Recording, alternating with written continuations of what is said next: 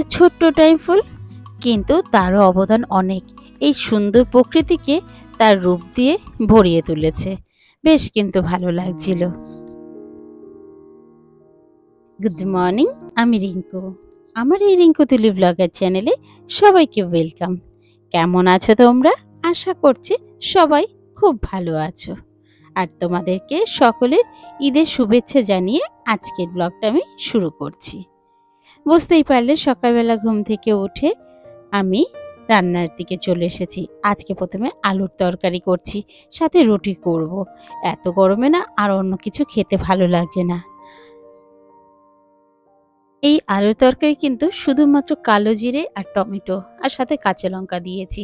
এই দিয়েই কিন্তু আলুর তরকারিটা করেছি। এদিকে আলুর তরকারিটা হতে থাকুক, ওদিকে চলো বিছানাটা গুছিয়ে আসি। আজ তোমাদের সাথে রবিবারের ব্লগটা শেয়ার করছি। আর এতক্ষণ বাদে বিছানাটা গোছাতে এলাম। কেন বলো তো, নীল এতক্ষণ ঘুমিয়েছিল। তারপর জোর করে তুলে দিলাম। তুলে দিয়ে বললাম যে আজকে চুলটা কেটে আয়, দুদিন বাদে স্কুল খুলবে। চুলটা না কেটে আসলে স্কুল থেকে আবার এই চুল নিয়ে অনেক সমস্যা করে। তো সেই কারণে ওকে চুল কাটতে পাঠিয়ে তারপর বিছানাটা গোছাতে এলাম। আর তারপরে আবারও খাবারের দিকে যাব। আর আজকে পুরো ঘর বাড়িটা ইচ্ছে আছে একটু ডিপ ক্লিনিং করব। বিশেষ করে ডাইনিং রুমটা। প্রায় সময় আমার বেডরুমটা করা হয়, আর ডাইনিংটা খুব একটা করা হচ্ছিল না কয়েকদিন ধরে। তো ভাবলাম আজকে এই সুযোগে, যখন ওরা বাড়িতে নেই, এদিকে সকালে টিফিনও আমার মোটামুটি রেডি করে নিয়েছি। তারপরে এসে আমি কিন্তু আমার ডাইনিংয়ে টিভি থেকে শুরু করে সোফা থেকে শুরু করে সমস্ত কিছুটাই সুন্দর করে একটু ডিপ ক্লিনিং করে নিচ্ছি। মাঝে মাঝে যদি না করি না, প্রচণ্ড ধুলো হয়ে যায়। আর রান্নাঘরের পাশেই তো আমার ডাইনিং রুম, যার ফলে আরও যেন তেল কাজটা হয়ে যেতে চায়। তাই আর এখানে সমস্ত কিছু পরিষ্কার করার জন্য আমি কলিন ব্যবহার করলাম।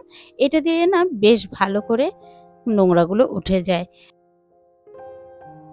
এই আমার ঘর বাড়ি সমস্ত পরিষ্কার মোছা হয়ে গেছে। আর আজকে একটু শ্যাম্পু দিয়ে মুছলাম, দেখো একদম চকচক করছে। শ্যাম্পু দিয়ে পরিষ্কার করলে না ঘর বাড়ি বেশ পরিষ্কার থাকে। রেগুলারই তো কিছু না কিছু দেই।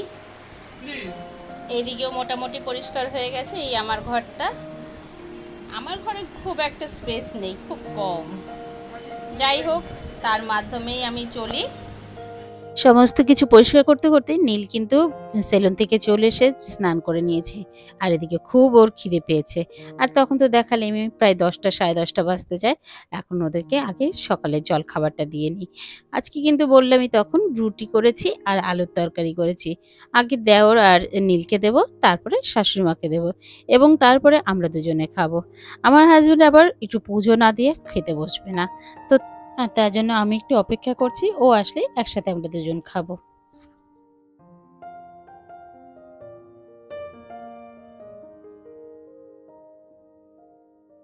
সবাইকে খেতে দিয়ে এবার গ্যাসটাকে আগে পরিষ্কার করছি। রুটি করলেই না এরকম আটার গুঁড়ি দিয়ে সারা ওভেনটা মেখে যায়।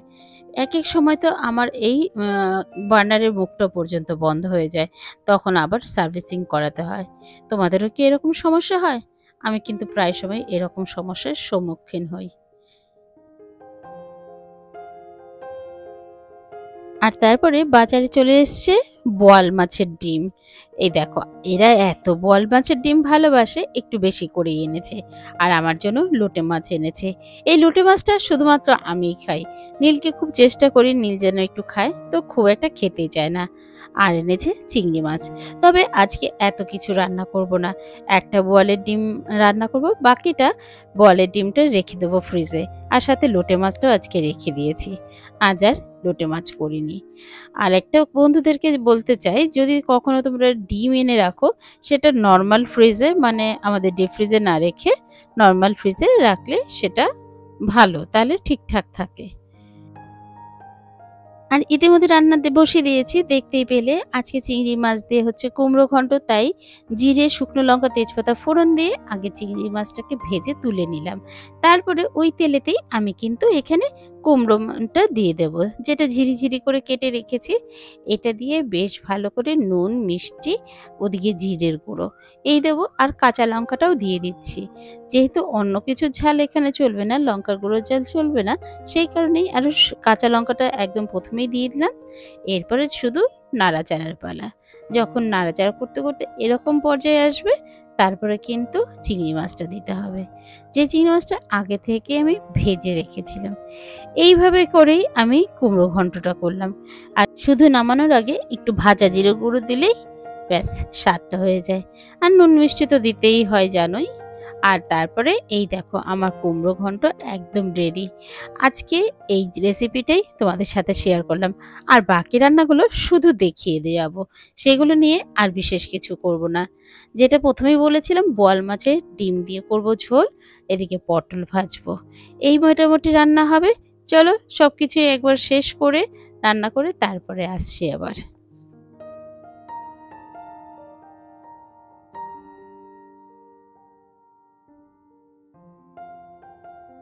এই দেখো আমার বোয়াল মাছের ডিমের ঝোল একদম রেডি। আসলে কি বলতো, এই গরমে না একটু পাতলা পাতলা খেতে বেশি ভালো লাগে। আর দেখো এদিকে কিন্তু ঝোলটা বাড়া হচ্ছে। একটা হচ্ছে আমরা এই বেলা খাবো, একটা রাতের জন্য, আরেকটা ননদকে পাঠাবো। মেজো ননদের জন্য পাঠিয়ে দিচ্ছি। প্রায় সময় ও আমাদের প্রচুর খাবার দাবার দেয়। আসলে পাশাপাশি থাকলে যেরকমটা হয়। এই পর্যন্ত ভিডিও দেখতে দেখতে যদি ভালো লেগে থাকে কোনো অংশ, তাহলে একটা লাইক আর কমেন্ট করে যেও। আর তুমি যদি আমার চ্যানেলের নতুন বন্ধু হয়ে থাকো, চাইলে আমার এই চ্যানেলটাকে সাবস্ক্রাইব করতে পারো। আর অলরেডি তুমি যদি এই কাজটা করে থাকো, তোমাকে অসংখ্য ধন্যবাদ। চলো তোমাদের আজকে কি কি রান্না করলাম একটু দেখিয়ে দিই। কুমড়ো ঘন্ট, আর এটা কি দেখতে পাচ্ছ, চিংড়ি মাছকে বেটেছি। আর তারপরে করেছে একটু পটল ভাজা, আর ওদিকে বোয়াল মাছের ডিমের ঝোল। মাত্র জাস্ট রান করে ঢুকলাম, তারপরও কাজের আর শেষ নেই। রবিবার হলে প্রচুর কাজের চাপ থাকে। এখন প্রায় 2:10 বাজে। এই মাত্র স্নান করে আসলাম, এখনো সিঁদুর করিনি, সিঁদুর টিঁদুর করে এদিকে ওরা খেতে বসে গেছে। আমার হাজব্যান্ড ওদেরকে খেতে দিচ্ছে, বললাম তুমি আজকে নিয়ে দিয়ে দাও। তো ওরা খেতে দিচ্ছে, আর এইদিকে স্নানটা করে একটু সিঁদুরটা ছুঁয়ে যাই। আর ভাবলাম এই সুযোগে তোমাদের সাথে একটু কথা বলি। কি কেমন লাগছে ভিডিওগুলো কমেন্ট করো, কিন্তু অবশ্যই কমেন্টের আশায় রইলাম। আর তোমরা যদি কমেন্ট করো তাহলে আমাদের বেশ ভালো লাগে। বুঝতেই পারো ভিডিও করাটা, ব্লগিংয়ের ভিডিও এডিটিং অনেকটাই সময় সাপেক্ষ ব্যাপার, তবুও সবটাই চেষ্টা করি করতে, টাইমে সেটা দেওয়ার। হয়তো একটু এদিক ওদিক টাইমটা হয়ে যাচ্ছে, এইটুকু আমাকে ফেস করে একটু মানিয়ে। আমি যেহেতু আরও চাকরির মধ্যে আছি, সংসার সমস্ত কিছুটাই করতে হচ্ছে, তো সেই কারণে তোমাদের কাছে রিকোয়েস্ট করবো, প্লিজ সেই দিকটা একটু আমাকে একটু অ্যাডজাস্ট করে দেখে নিন। ওরা খেতে বসে গেছে, আমি এবার যাব। বললাম তোমরা শুরু করো, আমি আসছি। তো চলো যাই, ওদের সাথে আবার একটু খেতে দিতে হবে। চলো যাই, পরে আবার কথা বলবো। দুপুরের দিকে খাওয়া দাওয়া করে কিছুক্ষণ রেস্ট নিলাম, আর তারপরে নিয়ে এসেছে আইসক্রিম। এই আইসক্রিমটা কিন্তু গরমের মধ্যে খেতে বেশ ভালো লাগে, যদিও এতেও কিন্তু ফ্যাট আছে। কিন্তু এখন এই গরমের দিকে তাকিয়ে আগে খেয়ে নিই, তারপরে ওইগুলো চিন্তা করা যাবে। চলো আমি আর আমার হাজবেন্ড, ছেলে এবং শাশুড়ি মা আর দেওরকের জন্য দিয়ে আমরা সবাই মিলে একসাথে আইসক্রিমটা খাচ্ছি। রবিবার মানে যেমন সারাদিন কাজ করা, আবার রবিবার মানে কিন্তু প্রচুর খাওয়া দাওয়া। দেখো না রাত্রেবেলা বিরিয়ানি হলো, যদিও আমরা সবাই মিলে একসাথে করেছি। আমার পাশের বাড়ির এক ছোট্ট বোন, সে হচ্ছে উদ্যোক্তা, আর আমরা তারপর সবাই মিলে একসাথে বিরিয়ানি করলাম। আর রাতে এটাই ডিনার হলো। বেশ কিন্তু ভালো হয়েছিল, এতটা ভালো হয়েছে ভাবতেই পারিনি। যাই হোক, আজকের মতন ব্লগটা শেষ করছি। ভালো থেকো, সুস্থ থেকো। আবারও সবার সাথে দেখা হচ্ছে আগামী দিনের নতুন একটা ব্লগে, নতুন কোনো কন্টেন্ট নিয়ে।